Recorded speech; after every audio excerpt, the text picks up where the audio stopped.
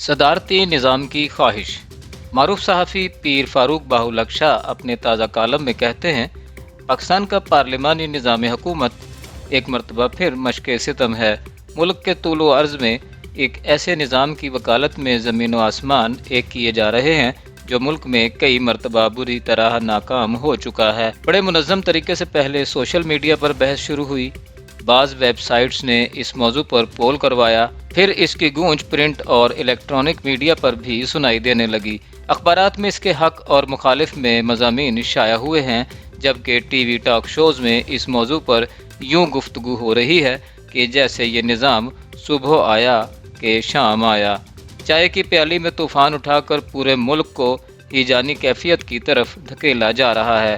ملک کے اصل مسائل سے توجہ ہٹانے کے لیے ایسے قانونی نکات پر بحث کی جا رہی ہے جن کا عوام اور عوامی زندگی کے ساتھ کوئی تعلق نہیں۔ اس وقت پاکستان کی تاریخ کے سب سے زیادہ متذبذب حکمران پاکستان پر حکومت کر رہے ہیں۔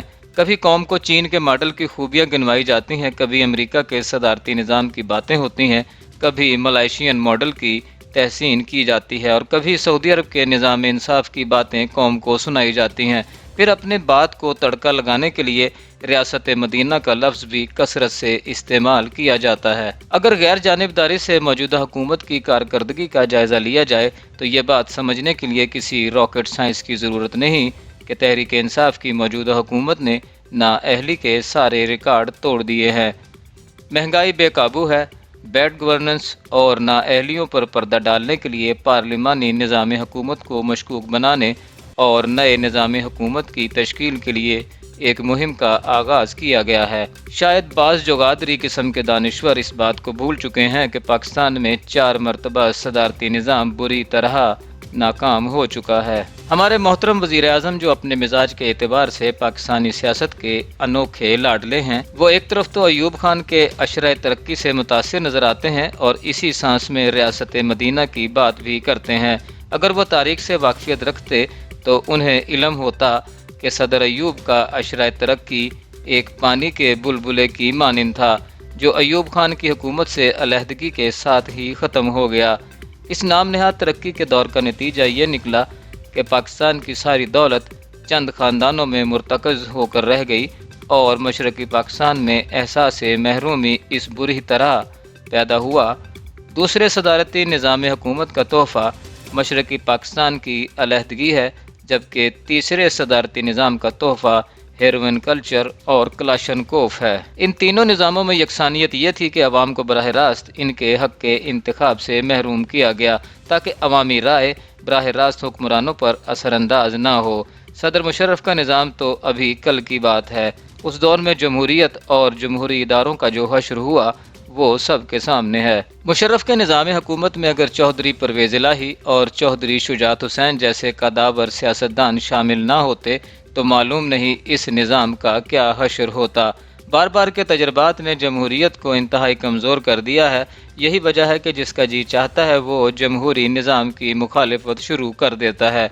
لیکن عمران خان کی یہ خوش قسمتی ہے کہ انہیں ایک ایسی اپوزیشن ملی ہے جو ہر لحاظ سے منقسم بھی ہے اور منتشر الخیال بھی۔ اپوزیشن جماعتوں کے سربراہان اپنے اپنے ذاتی مفادات کے حصول کے لیے کسی بھی حد تک جانے کو تیار ہیں۔ ایسی منقسم اور کمزور اپوزیشن پاکستان کی تاریخ میں نظر نہیں آئے گی۔ بلاول بھٹو زرداری کے لیے یہ ایک بہترین موقع تھا کہ وہ کھل کر اپنی صلاحیتوں کا اظہار کرتے۔ میاں نواز شریف کو بھی اپنا سیاسی تجربہ بروئے کار لانا چاہیے تھا، لیکن یہ دونوں رہنما مصلحت کے اسیر رہے۔ اپوزیشن کے احتجاج اور لانگ مارچ سے اگر مولانا فضل الرحمان کی سیاسی قوت نکال دی جائے تو اپوزیشن کے پلے کیا بچتا ہے؟ پیپلز پارٹی اور نون لیگ نے پارلیمنٹ کے اندر اور باہر عوامی جذبات کی ترجمانی نہیں کی۔ ان دونوں جماعتوں سے بہتر کارکردگی تو جماعت اسلامی کی ہے، جس کی پارلیمان میں تو اس طرح نمائندگی نہیں، لیکن گوادر، لاہور اور کراچی میں مہنگائی اور عوامی مسائل پر اس نے مؤثر احتجاج کیا ہے۔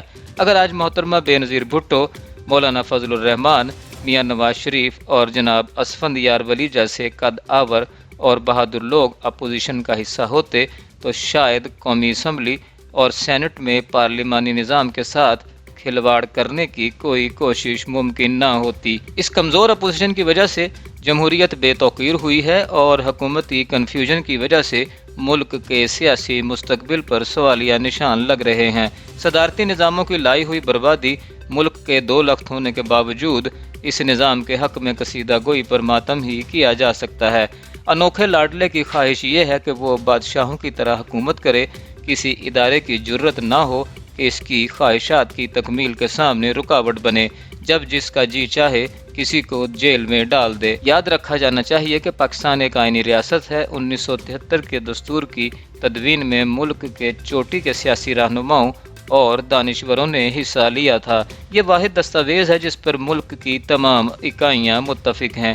اگر اس آئین سے سرمو بھی انحراف کیا گیا تو نہ لاڈلے باقی رہیں گے اور نہ ہی ان کے عزائم۔ 1973 کا آئین بار بار معطل کیا گیا، لیکن کوشش کے باوجود کوئی اسے ردی کی ٹوکری میں پھینکنے کی جرت نہیں کر سکا۔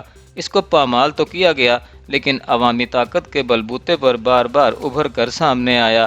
یہ آئین پاکستان کی وحدت کی علامت اور استحکام کی ضمانت ہے۔ صدارتی نظام کے فضائل بتانے کی بجائے اپنی گورننس بہتر کریں، جمہوری نظام میں کیڑے نکالنے کی بجائے اپنے انداز حکومت میں تبدیلی لائیں، سیاستدانوں پر تبرہ کرنے کی بجائے اپنے رویے کو جمہوری اور سیاسی بنائیں۔ یہ ملک کسی کی خواہشات کے لیے تجربہ گاہ نہیں بلکہ 22 کروڑ عوام کی امیدوں کا مرکز ہے۔